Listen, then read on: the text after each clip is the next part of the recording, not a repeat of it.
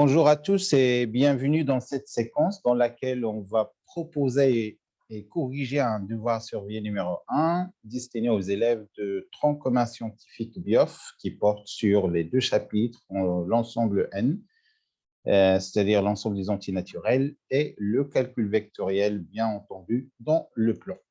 Alors, on va commencer avec la consigne suivante. On va d'abord faire une lecture diagonale rapide de l'ensemble de l'énoncé et puis je vais passer au corrigé.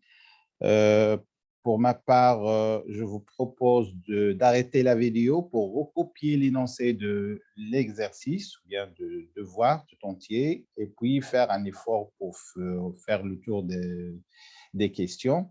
Ensuite, écouter, voir, le corriger attentivement. Alors, pour le premier exercice, on considère les deux nombres suivants, 5400 et B qui égale à 4704. Première question, déterminer la décomposition en facteurs premiers des deux nombres A et B. Deuxième question, on déduire le PGCD de A et B et le PPCM de A et B, c'est-à-dire le plus grand commun diviseur et le plus petit commun multiple de A et B. Troisième question, montrer que racine carrée de AB, le produit AB, A et B, est un entier naturel. Quatrième question, simplifier A sur B.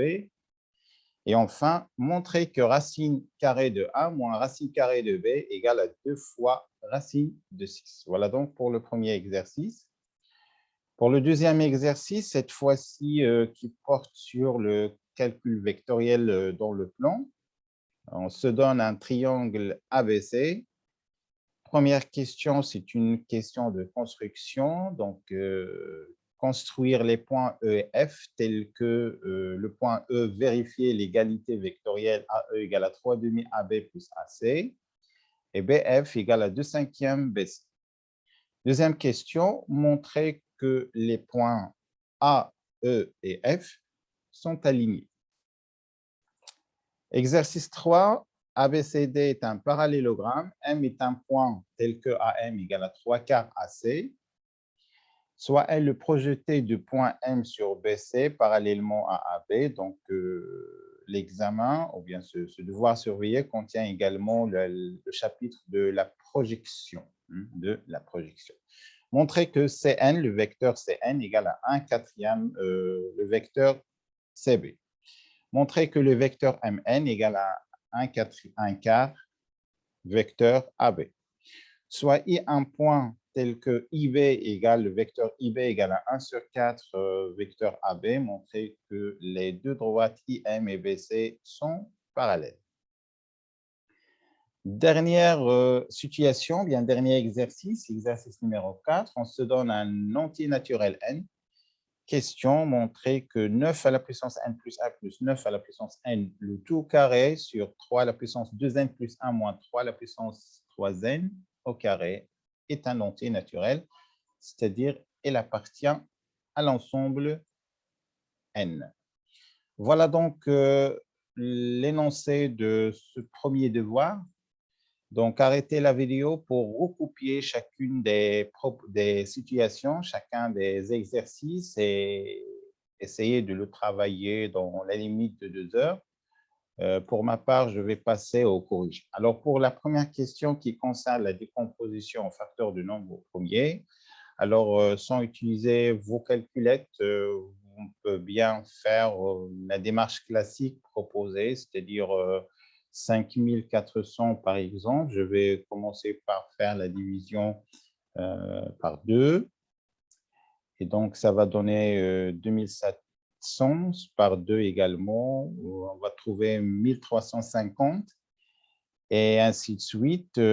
Pour ce point, cette ligne, attention, 675, elle est divisible également par 5, mais on va choisir le plus petit, c'est 3. Hein, donc, elle est divisible par 3 vu que la somme de chaque nombre, plutôt chaque chiffre qui compose le nombre 675, 6 plus 7 plus 5, c'est un multiple de 3 et donc elle est divisible par 3. Donc, on commence toujours par le plus petit une fois qu'on a deux diviseurs premiers.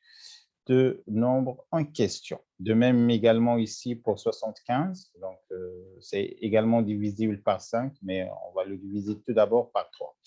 Et puis on va compter, donc pour notre 1, on a 1, 2, 3, donc c'est 2 à la puissance 3, fois 3 fois 3, donc c'est 3 à la puissance 3, fois 5 à la puissance 2, ou bien 5 au carré. Donc c'est la décomposition en facteurs du nombre premier de A. Attention, c'est recommandé d'écrire les facteurs de plus petit au plus grand, c'est 2, 3 et puis 5.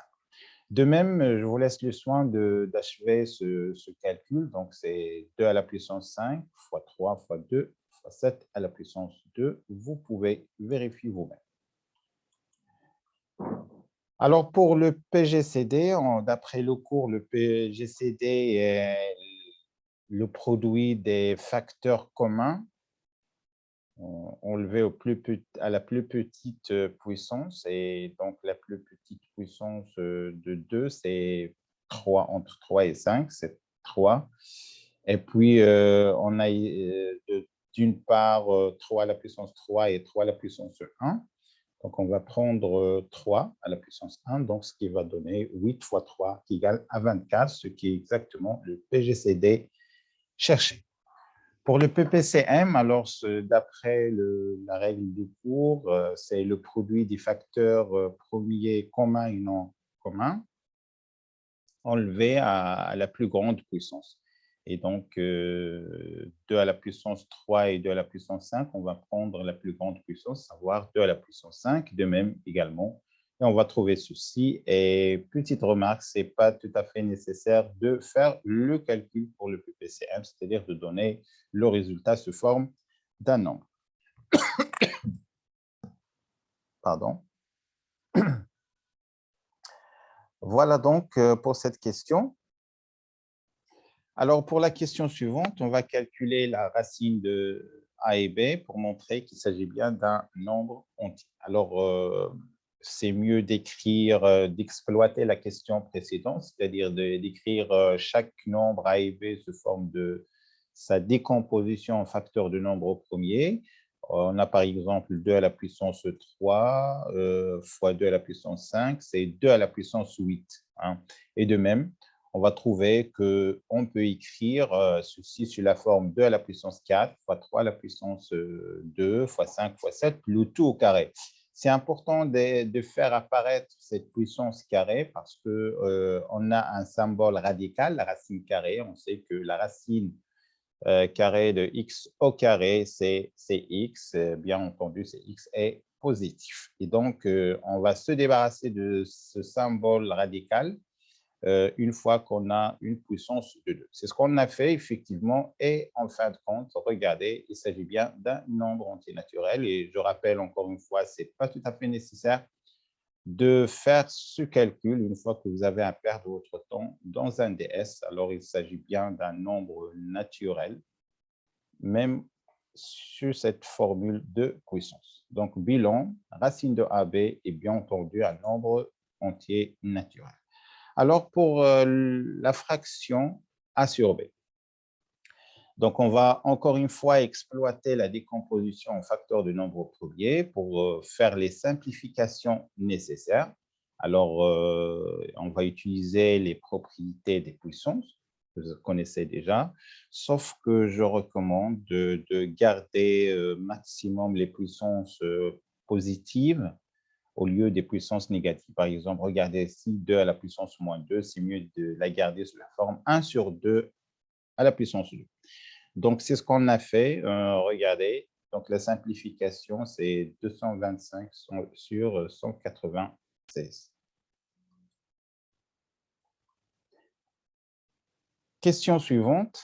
On nous demande de calculer, plutôt de montrer que racine de A moins racine de B égale à 2 fois racine de 6. Donc, encore une fois, on va exploiter la décomposition en facteurs de nombre premier. Donc, c'est un bricolage et ce n'est pas unique, ce n'est pas la seule technique. Je vous laisse quand même voir, mais je vous suggère de faire ceci à la main de votre manière. Mais s'il y a une idée ou bien une astuce à vous dire, c'est que puisque l'on nous demande de faire apparaître racine carrée de 6, alors c'est mieux de laisser dans les 6 symboles radicaux le 2 fois 3, c'est-à-dire racine carrée de 6, et on va trouver que finalement, cette différence des deux racines est bien 2 fois racine de 6. Exercice 2, cette fois-ci qui s'installe dans la géométrie de plan. Voilà notre triangle ABC. On va construire respectivement les points E et F. Donc, je vais commencer par E. Attention, donc, il faut toujours avoir la même origine pour simplifier la construction. Je répète, c'est très important d'avoir la même origine parce que ça simplifie beaucoup la chose. Regardez par exemple ici, ce vecteur a comme origine B et c'est exactement la même origine B. C'est très important, en fait, c'est très pratique hein, pour placer un point. Regardez, je vais prendre le segment BC. Voilà mon BC. Et je vais le diviser en 5 parties égales. Et je vais tout simplement prendre 2. 2 sur 5. 2 cinquièmes, c'est 2 fois 1 sur 5. Bien sûr, dans ce sens, BF. Donc, BF, regardez, égale à 2 fois 1 cinquième. Alors, vous allez me dire comment je vais peut-être diviser un segment en 5 parties égales. Vous pouvez utiliser la démarche classique de la projection, c'est-à-dire vous pouvez par exemple tracer un segment de 5 cm et faire les graduations nécessaires qui vous permettront de faire apparaître les 5 parties égales. Et puis, vous allez relier les extrémités et ensuite, vous allez tracer les droites parallèles. Je ne sais pas si vous avez déjà vu cette technique dans la classe, mais c'est classique. Et voilà, vous aurez la répartition de votre segment en 5 parties et vous allez prendre les 2 cinquièmes dans ce sens. Voilà donc le point F. Pour placer le point E, il faut d'abord avoir la même origine. C'est très pratique, comme j'ai déjà signalé. Si vous n'avez pas la même origine, il faut bien faire les calculs vectoriels nécessaires en utilisant les propriétés des courbes, la relation de Chalon plus particulièrement, pour avoir le AE, AB, AC. Et donc, il s'agit bien de la règle de parallélogramme, puisqu'on a deux vecteurs. Et donc, prendre le 3 sur 2 AB. Voilà le 3 sur 2 AB. C'est ce point-là. Voilà. 3 sur 2, c'est-à-dire 1,5 AB dans ce sens. Et puis, voilà mon AC. Et puis, ceci depuis le point A, je vais tracer le parallélogramme et voilà mon point E. Voilà. Donc, voilà en ce qui concerne la construction. Pour s'assurer que votre figure est bien correcte, vous pouvez voir la deuxième question, montrer que A, E et F sont alignés. Alors, on va tracer la droite passant par A et F, elle passe également par E. Donc, notre figure est bien correcte. Donc, voilà pour la construction. Maintenant, on va passer à la deuxième question qui nous demande de montrer que ces points sont alignés. Alors, dire que ces points sont alignés, ça veut dire qu'il faut trouver, en fin de compte, quelque chose de ce type, c'est-à-dire AF égale un nombre fois AE, ce qui montre que les points A, F et E sont alignés. Alors, c'est ce qu'on va essayer de faire. Alors, pour la résolution, il n'y a pas une unique méthode à suivre, mais quand même, ce que je vous propose, c'est tout d'abord, je vais calculer BF en fonction de AB et AC. Hein? Je vais calculer BF en fonction de AB et AC, d'une part. Et d'autre part, je vais calculer le AE en fonction de AB et AC. Alors, pour la première étape, il s'agit bien de la relation de Schall. Donc, je suis sûr, une fois que vous allez voir la démarche ou bien l'ensemble de ces identités vectorielles, vous pouvez en déduire. Il n'y a pas de surprise. C'est tout simplement la relation de Charles avec quelques opérations classiques, mais l'idée essentielle, c'est qu'on va écrire BF en fonction de AB et AC. Je vous laisse faire ceci de votre manière. Et de même pour l'autre, et on va trouver, regardez cette ligne, que 2 fois cinquième, on a multiplié par 2 cinquièmes, AE, cette expression. Pour trouver ceci, c'est exactement AF. Hein. Et finalement, AF égale à 2 sur 5 AE, ce qui montre que les points A, E et F sont alignés. Attention, ce n'est pas l'unique démarche. Vous pouvez faire d'autres méthodes. C'est juste une proposition de corriger. Pour l'exercice 3, cette fois-ci, la construction n'est pas demandée, mais quand même, on devrait avoir une figure géométrique qui pourrait bien nous aider à faire nos conjectures, nous aider également pour trouver les solutions. Alors, ABCD est un parallélogramme, le voici. M est un point tel que AM égale à 3 quarts. Voilà le premier quart, deuxième quart, 3 quarts. Dans ce sens, voilà le point M. Soit N le projeté de point M sur BC parallèlement à AB, le voilà, donc notre point M. Alors, quelle est la question? On va montrer que AM égale à 3 sur 4 AC.